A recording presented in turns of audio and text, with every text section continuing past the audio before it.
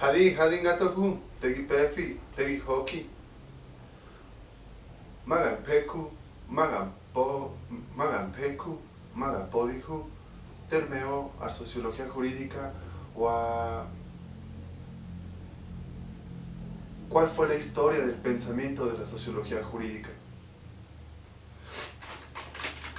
Agradezco los comentarios que hizo el público muy distinguido, muy diverso, en torno a para qué puede ser útil la ciencia jurídica. Quisiera a lo largo de este video poder estar describiéndolo. Para poder empezar, vamos a darle continuidad a nuestra última plática en la cual estábamos viendo cuáles eran las ciencias auxiliares de la sociología jurídica. En este momento me he centrado más en las posturas jurídicas con la intención de que usted pueda observar cómo es la sociología jurídica y su vinculación con las demás ramas de la ciencia jurídica o las demás disciplinas que podemos encontrar. Es importante señalar que todo surge a partir de la filosofía del derecho, de este amor al conocimiento, de esta inquietud por saber más, de esta racionalización de los procesos que están sucediendo, de esta abstracción o ideal que se tiene en torno al derecho. A partir de esas posturas y durante mucho tiempo se ha observado cómo la filosofía del derecho da pauta o permite para que subdisciplinas o disciplinas como la sociología jurídica puedan estar vinculadas con otro conjunto de disciplinas.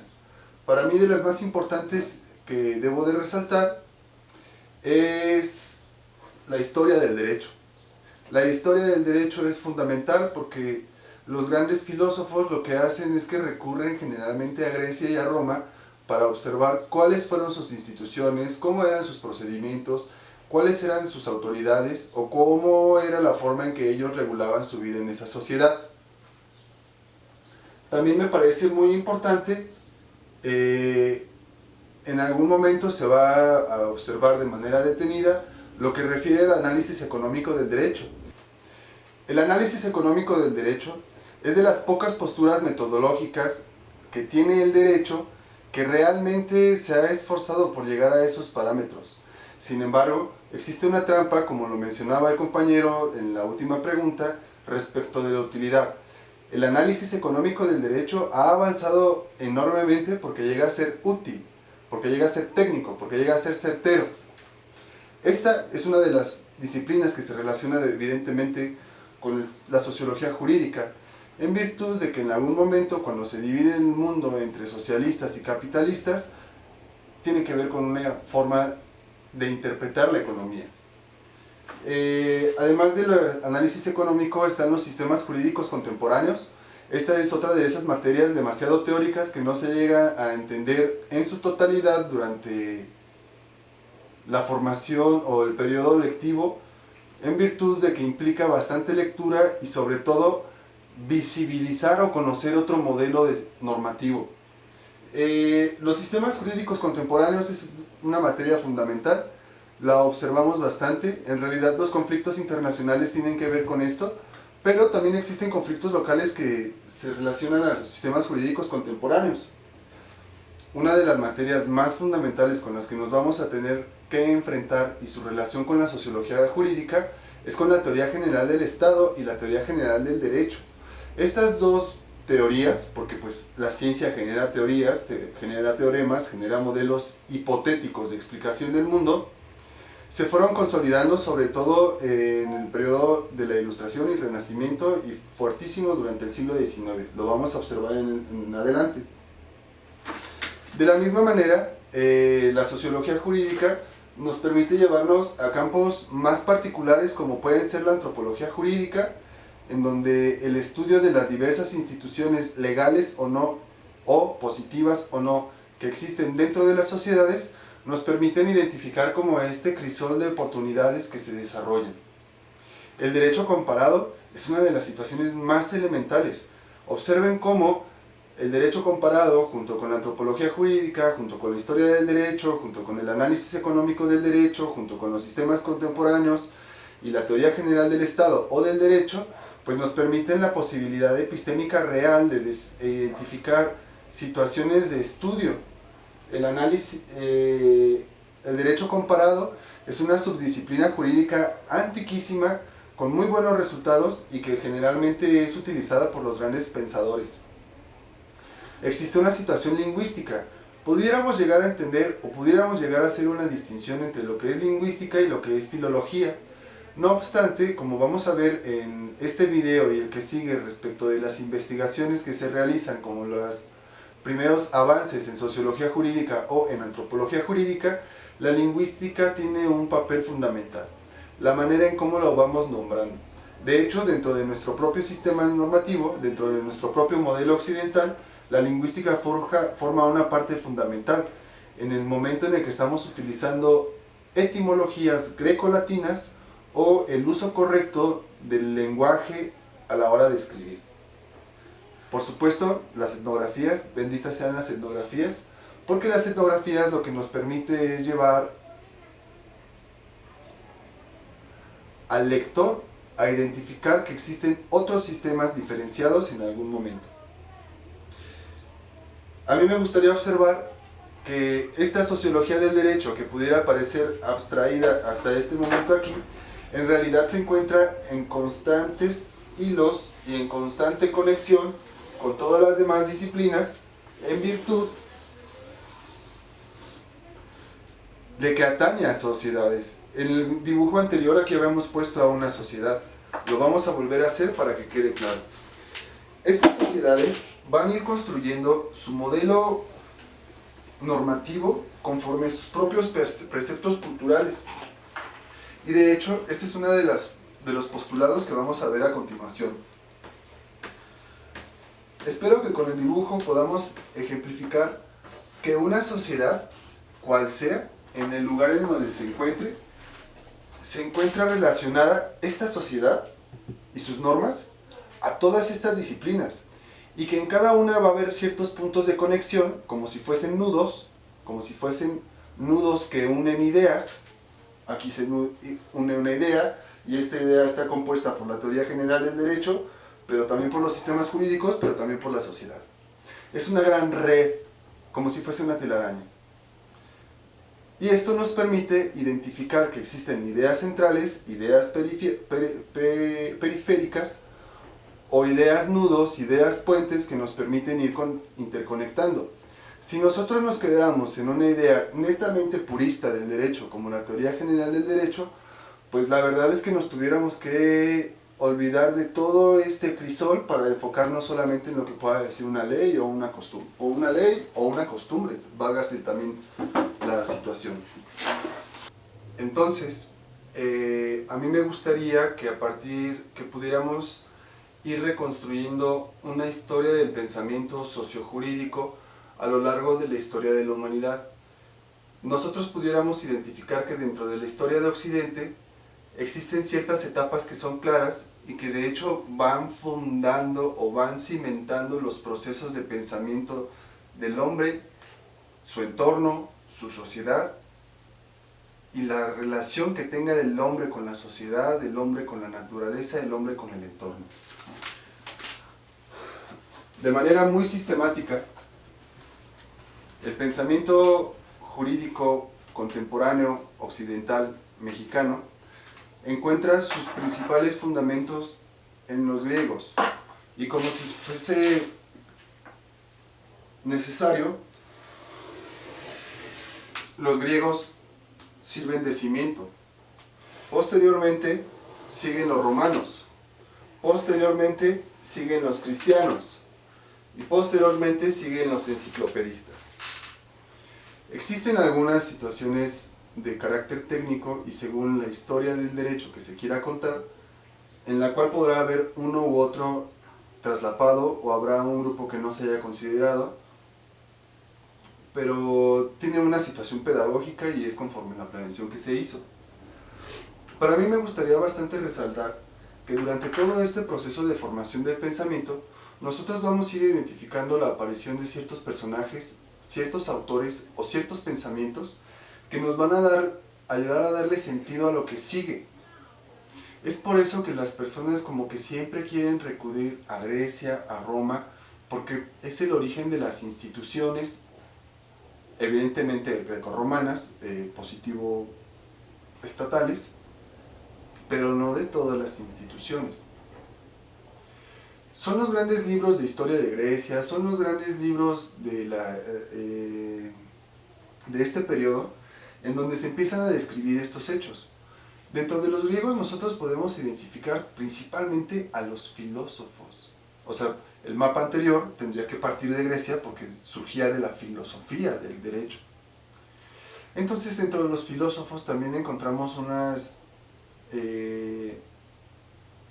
los más grandes, Sócrates, Platón, Aristóteles, y un conjunto de sofistas o de filósofos que se relacionaron hacia otras ciencias, porque casi todas las ciencias se descubren en Grecia o se sistematizan en Grecia, que nos permiten ir dándole una explicación al mundo.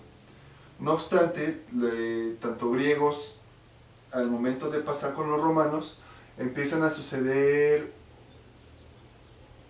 la exacerbación poblacional o la explosión demográfica o la lucha por el control de un espacio en donde vamos a tener que ir identificando ciertos elementos o ciertos pensamientos muy jurídicos, como puede ser la costumbre, la defensa de la costumbre ante la imposición de otra costumbre, la aparición de los comicios, la aparición de los plebeyos, la aparición del senado, la aparición de los curules.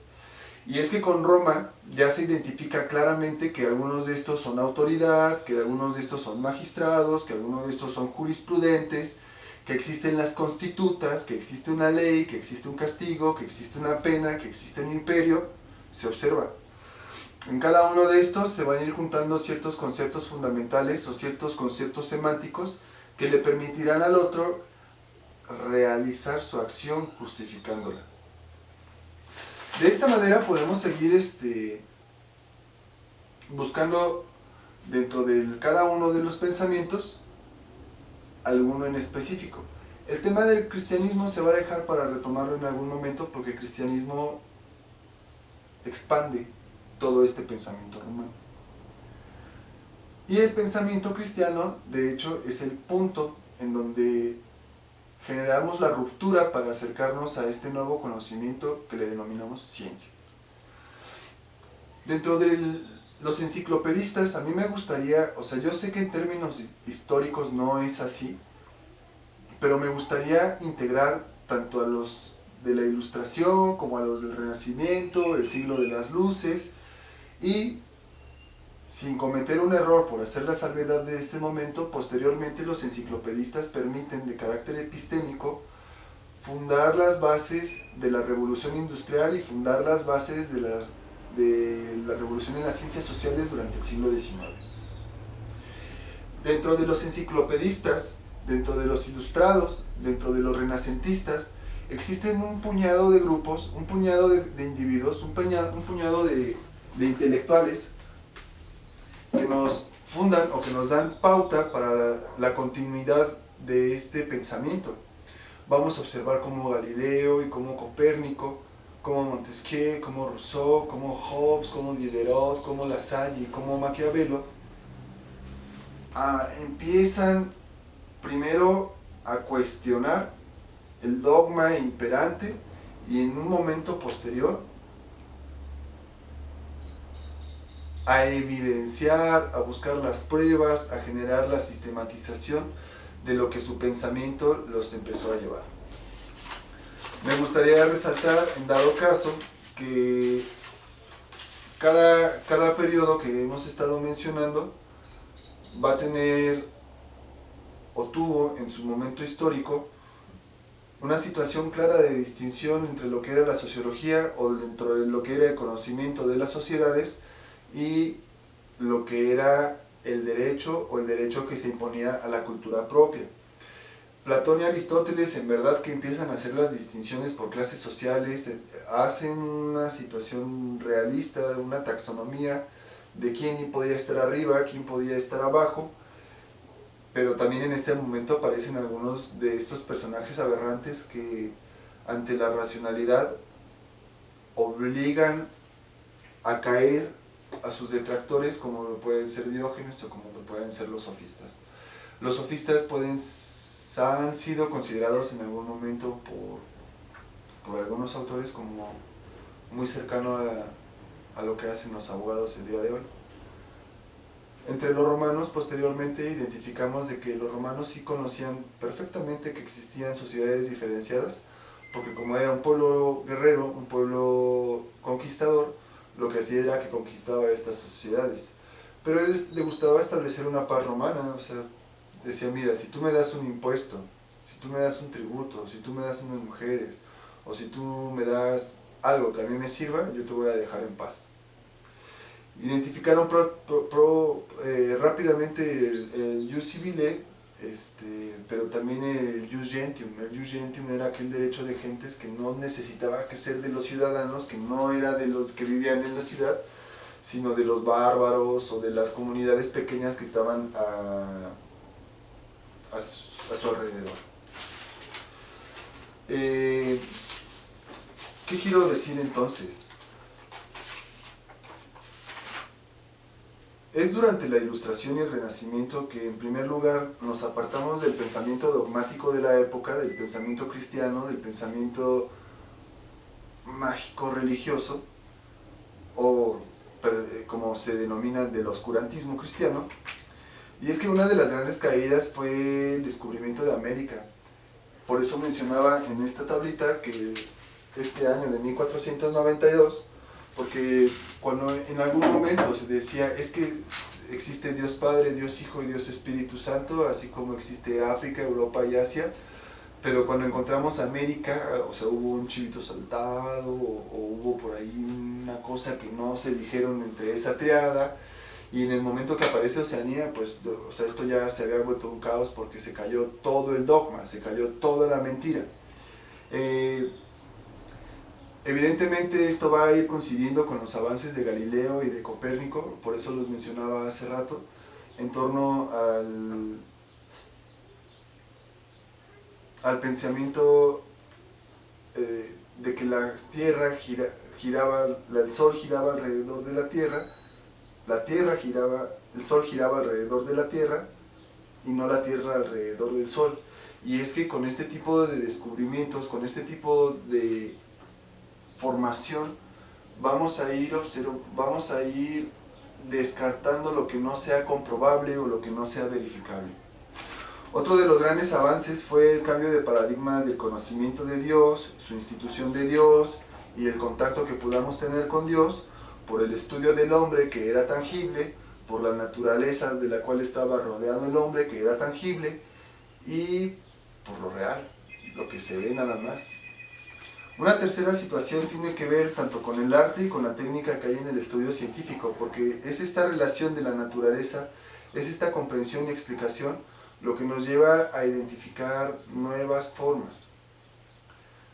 Se empieza a ser sistemático el estudio, se empiezan a aparecer los conceptos, se empiezan a aparecer las evidencias, y lo que hace es que rompe el paradigma imperante y se identifican las grandes civilizaciones en su territorio original. También es durante este mismo periodo, y principalmente en el proceso del siglo XVI al siglo XVIII, en el que suceden grandes cambios alrededor del mundo.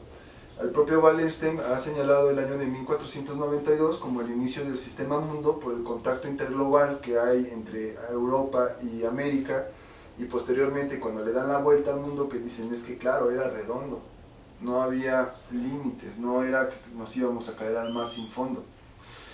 Hay que resaltar que en este periodo del siglo XVI al siglo XVIII es donde hay una reconfiguración de los sistemas regios a los sistemas estatales. Es decir, que se observará cómo se consolidan los grandes reinos europeos, como el español, como el francés, el italiano, el inglés, el alemán, entre otros, y cómo a partir de de los procesos de explotación y apropiación de la tierra de los territorios conquistados, se consolida